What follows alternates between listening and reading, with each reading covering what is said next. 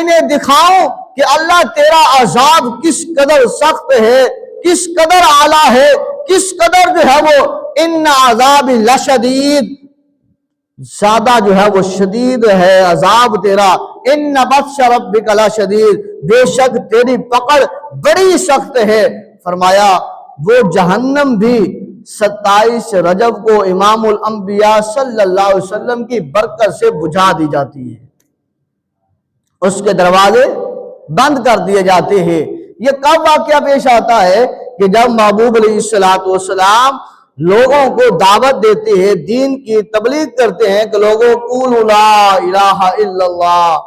انا محمد رسول اللہ، جیسے فرماتے ہیں لوگ مخالف ہوئے، حضور علیہ السلام نے اس جگہ کو چھوڑا، اب دوسری بستی کی طرف گئے، آپ نے وہاں پر بھی یہی توحید کا ڈنکا بجایا، لوگوں یہ بت ہاتھوں سے بنائے گئے ہیں، یہ کسی کام کے نہیں ہے، چھوڑو ان کو، اس واحد خدا کی عبادت کرو، اس واحد خدا کو سجدہ کرو، اس واحد خدا کے آگے جھکو جو خالق کائنات ہے، جو مالک کائنات ہے، جس نے دنیا کو بنایا، جس نے جنت کو بنایا، جس نے جہنم کو بنایا، اور جس نے اس کائنات کو بنایا اور اس کائنات کو بسایا، اور اس کائنات میں جو ہے وہ اللہ تبارک و تعالیٰ نے رنگ برنگی چیزوں کو سجایا ہے۔ فرمایا اس خدا کی عبادت کرو، وہ ایک ہے، وہ واحد ہے، وہ یکتا ہے، اسی کو سجدہ ہے، اسی کی پاک بارگاہ میں التجائے اور دعائیں اور استغاثے کرو۔ فرمایا اللہ کے محبوب جاتے گئے، تشریف لے جاتے گئے، اور وہاں پر لوگوں کو دین کا درس دیتے رہے،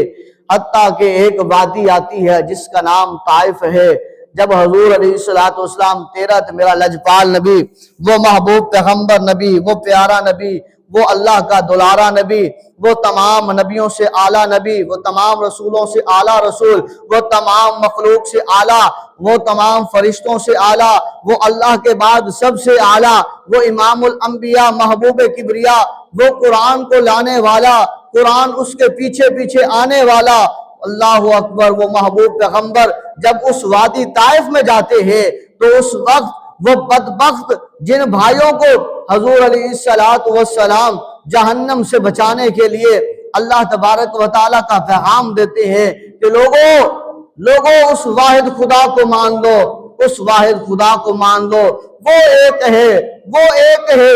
اسی کی مان لو، اسی کو مان لو، اسی کو سجدہ کرو۔ اللہ اکبر، جب میرے تیرے محبوب صلی اللہ علیہ وسلم نے وہاں جا کر یہ تبلیغ کی، اور ان لوگوں نے، ان ظالموں نے کیا کیا، انہوں نے بچوں کے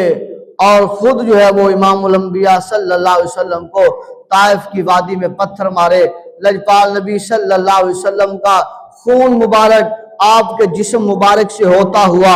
آپ کے پاؤں مبارک تک آن پہنچتا ہے۔ اللہ اکبر، جب آپ علیہ السلام اس طائف کی ایک وادی میں جو انگوروں کا باغ ہے، جب 13 میرا لجپال نبی صلی اللہ علیہ وسلم وہاں تشریف لے جاتے ہیں، اور وہاں پر ابھی کچھ ہی دیر آرام کے لیے بیٹھے ہیں، اللہ کے مقرب فرشتے آتے ہیں، جبریل علیہ السلام آتے ہیں، میکائیل علیہ السلام آتے ہیں، اسرافیل علیہ السلام آتے ہیں، اور آ کر عرض کرتے ہیں یا رسول اللہ صلی اللہ علیہ وسلم، اگر آپ کا حکم ہو تو ہم اس پوری بستی کو زمین سے اٹھائیں اور آسمانوں کی بلندی کی طرف لے جائیں اور وہاں سے اسے زمین کی طرف الٹا پلٹ دیں۔ تیرے میرے لجپال نبی صلی اللہ علیہ وسلم نے منع فرمایا۔ دوسرے فرشتے عرض کرتے ہیں یا رسول اللہ صلی اللہ علیہ وسلم، اگر آپ کا حکم ہو یہ دو پہاڑوں کے درمیان جو وادی طائف ہے، ہم ان دونوں پہاڑوں کو آپس میں ملا دیں اور یہ پوری کی پوری وادی جو ہے یہ پس کر رہ جائے۔ تیرے میرے لجپال نبی صلی اللہ علیہ وسلم نے منع فرمایا، اور پھر عرض کی گئی یا رسول اللہ صلی اللہ علیہ وسلم، اگر آپ کی اجازت ہو تو آسمان سے اس وادی طائف کی وادی کے اوپر پتھر برسائے جائیں اور یہ اس عذاب میں ہلاک ہو جائے۔ تیرے میرے لجپال نبی صلی اللہ علیہ وسلم نے منع بھی فرمایا، اور فرمایا کہ لوگوں سنو، اور فرمایا اے فرشتوں سنو، مجھے اللہ تبارک و تعالیٰ نے رحمت بنا کر بھیجا ہے، زحمت بنا کر نہیں بھیجا۔ تو لہذا فرشتوں اور اے لوگوں